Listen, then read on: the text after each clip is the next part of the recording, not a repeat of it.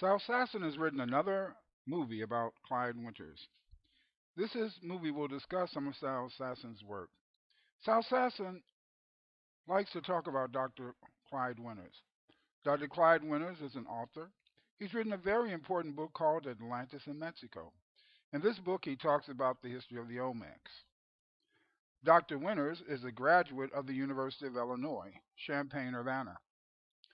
At the University of Illinois, Champaign-Urbana, Dr. Winters earned a master's degree in social science, and he minored in anthropology and linguistics. Dr. Clyde Winters is a real scholar. His main work has been working on the Olmecs. Dr. Winters discovered that the Olmecs speak a Mandi language. He found that the Olmecs and African people, they do look alike. Although the Olmec look like Africans, they do not look like Mayan Indians and other ancient Mexicans. The Olmec and Maya do not look alike. Although the ancient Maya do not look like the contemporary Maya, many modern Maya Indians look like Africans. Many of these Indians live along the Gulf Coast of Mexico.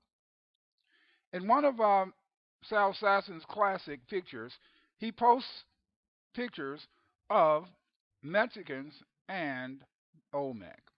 The only problem with this picture is that they show contemporary Mexicans. And these Mexicans clearly look like the Olmec because of the fact that they have African ancestry. Dr. Winters is a professor of education, but he has also taught linguistics. Because of the fact that Dr. Winters has a master's degree in anthropology and linguistics, Dr. Winters taught linguistics at St. Xavier University in Chicago before his present teaching position. Dr. Winters is committed to the study of anthropology and the study of ancient man in general. As a result, Dr. Winters has not only taught linguistics at St. Xavier University, he's also made presentations at many conferences across the United States.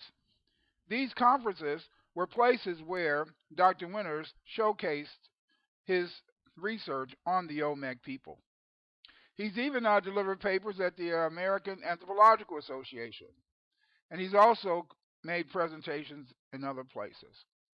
As a result of Dr. Winters' research, we know that the Olmecs look like Africans, and they look like Africans because of their African origin. Salsassin tries to ignore this reality, and he tries to ignore this reality by claiming that there's no relationship between the Mexicans and African people.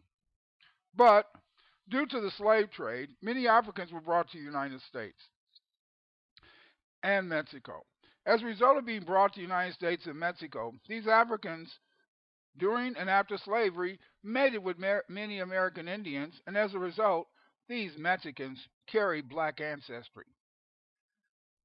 Lesker, who's done considerable research on the Mexican genetics, noted that, and I quote, the amount of black ancestry in the East Coast mestizos is striking, but agrees with historical data and the simple observation of the number of black people who live in these areas.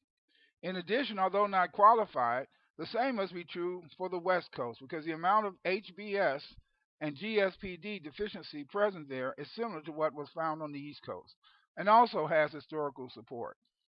Many of these people on the Gulf Coast, they have this African ancestry because of the fact that they are related to Africans who married among them. There's a considerable amount of Mexican-African admixture. Among Indian groups, Lister in 1996 found among the Chantel, they had 5%, and the Cora 8% African admixture. This is very interesting because the Cora Indians, they have not lived in an area where African people were slaves. Since they did not live in an area where African people were slaves, we must assume that many of these Indians, Coras that is, must have acquired their African ancestry sometime before the African slave trade. There's also other areas of African Mexican admixture. The Olmecs built their civilization in the region of the current states of Veracruz, Tabasco. Now here again are the percentage of African ancestry according to Lisker. Paraiso, 21.7%. El Carmen, 28.4%. Veracruz, 25.6%. Saladero, 30.2%. Tamiahua, 40.5%. Paraiso is in Tabasco. And Veracruz is, of course, in the state of Veracruz. Tamiahua is in northern Veracruz. These areas were the first place in Mexico settled by the Olmecs, and I'm not sure about Saladero and El Carmen. But as you can see, because of this mixture, because of the fact there are so many Africans there, many contemporary, present-day Maya look like the Olmec. But they look like the Olmec only because of the fact that they have African ancestry.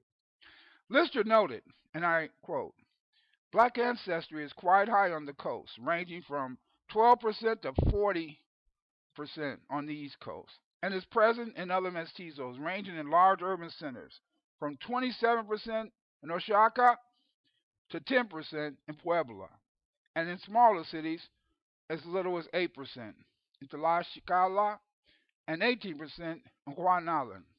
The fact that 12 to 40% of the Mexicans have African ancestry explains why contemporary Mexicans look like the Olmecs. They look like the Olmecs because of the mixture of African slaves and Mexicans.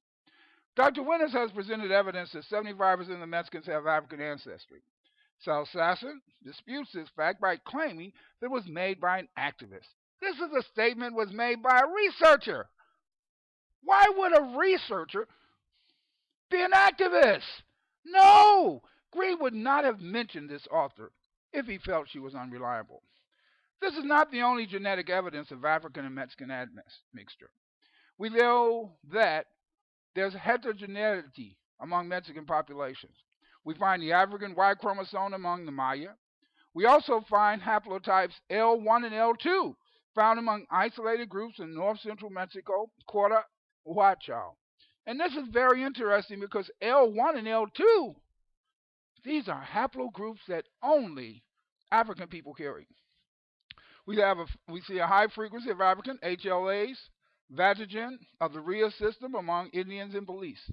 We see A22 common among Eastern Maya, the B allele of the AVO system among 6 Maya groups, and the Otomi. There is so much black heritage among the Indians that it is just unbelievable.